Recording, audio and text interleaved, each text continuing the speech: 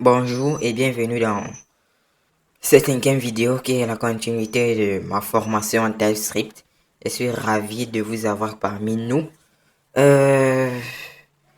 Aujourd'hui, nous allons parler d'un sujet plutôt important, mais qui est très sous-coté, qui est très sous-estimé et qui est très négligé quand on apprend du TypeScript. Pourtant, c'est une notion capitale et vraiment nécessaire. Nous allons parler des inférences de type, ou en anglais type inference.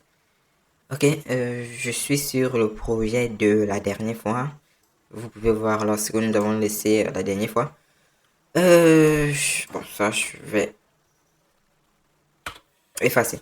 Ok, supposons par exemple que j'aimerais créer une variable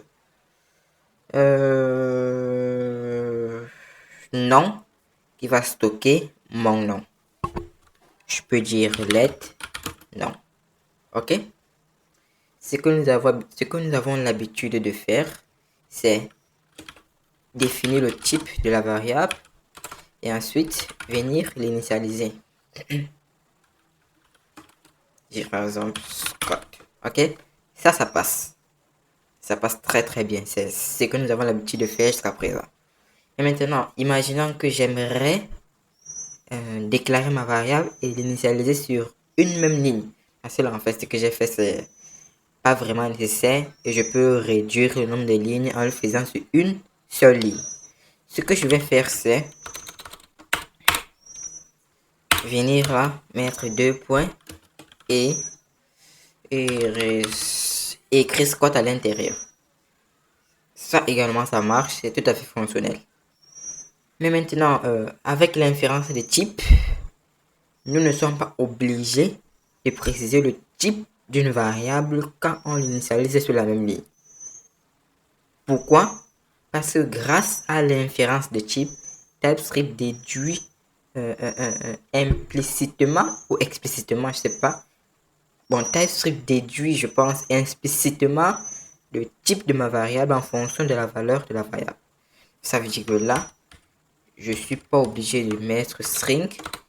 Je peux uniquement le faire comme ça.